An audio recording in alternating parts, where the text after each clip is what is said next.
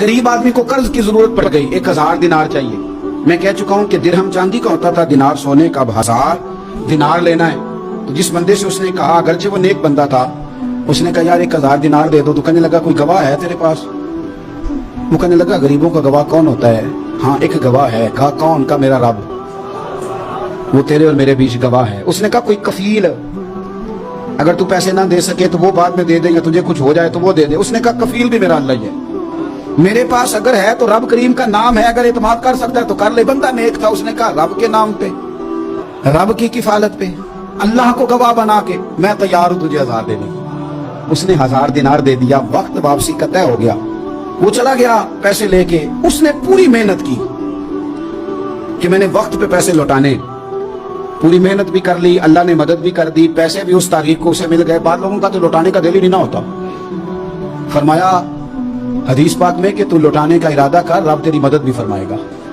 लेकिन यहाँ बहुत सारे लोग कहते हैं खैर है, इरादा ही नहीं। तो फिर जिस तरह का बंदे का गुमान हो, रब भी उसी तरह का मामला फरमाता है। उसने पैसे जमा भी कर लिए और वापस देने को तैयार भी हो गया, लेकिन रास्ता बहरी जहाज का था, कश्ती का था, दरिया के रास्ते वापस आना था। अब वो जब आ गया दरिया के किनारे तो बड़ी कोशिश की, पर वहां उसे कोई कश्ती नहीं मिली। वक्त पे पैसे लौटाने हैं, सफर करना है, अब सवारी मुयसर नहीं है। सोच सोच के परेशान था कि मैंने तो अल्लाह के नाम पे लिए। अचानक दिल में एक तजवीज आई। उसने एक लकड़ी ली, लकड़ी को अंदर से खोला, 1000 दिनार उसमें भरा। बुखारी पढ़ रहा हूँ। और साथ एक खत भी लिखा कि यार मैं पैसे पहुंचाना चाहता था पर मुझे कोई चीज नहीं मिली, दरिया के उस पार आने, अल्लाह के नाम पर तेरी तरफ रवाना कर रहा हूं। और ये कह के वो लकड़ी दरिया में रख दी। वो लकड़ी डूब गई है, वापस आ गया। वो जिसने पैसे लेने थे वो ऐन मुकर्ररा वक्त पर दरिया किनारे आया। सुबह से सरे शाम तक उसने इंतजार किया। दिल ढलने लगा तो दिल में ख्याल आ गया कि यार नहीं, उसने देना ही नहीं, झूठा वादा कर गया, पहुंचा ही नहीं वक्त पे।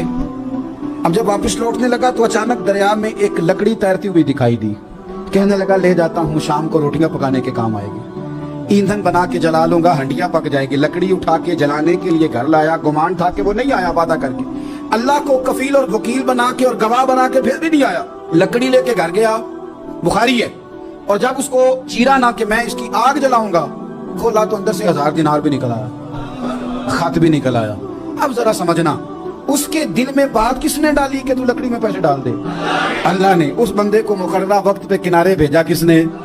लकड़ी सिर्फ उसी के हाथ आई तो ये बंदोबस्त किया किसने? अल्लाह ने। घर जाके चीरी तो पैसे बाहिफाजत उस तक पहुंचाए किसने? तो फिर हमें भी तवज्जो अल्लाह की जानिब भी करनी चाहिए। हमारे पे दिल की तवज्जो रब की तरफ ही होनी चाहिए ना। हमें इधर उधर जाने की, देखने की, बंदों पर गौर करने की जरूरत क्या है? वो पैसे पहुंच गए, ये वहां अपनी जगह पे परेशान था। इसने 1000 दिनार और जमा किया। फिर दोबारा एक दिन दरिया किनारे आया, कश्ती मिल गई, बैठ के अपने उस भाई के पास आया। कहने लगा देखना मुझ पर बदगुमान ना होना, पैसे उस तारीख को भी जमा कर लिए थे। दरिया पे आया था पर कश्ती नहीं मिली थी। फिर मैंने ना लकड़ी में डाल के, एक खत डाल के तेरी तरफ भेज भी दिए थे, लेकिन आज मैं फिर लेके आ गया हूं। वो कहने लगा खुश हो जा, जिस रब को तूने मेरा और अपना गवाह बनाया था उस रब ने मेरे तक पहुंचा भी दिए हैं।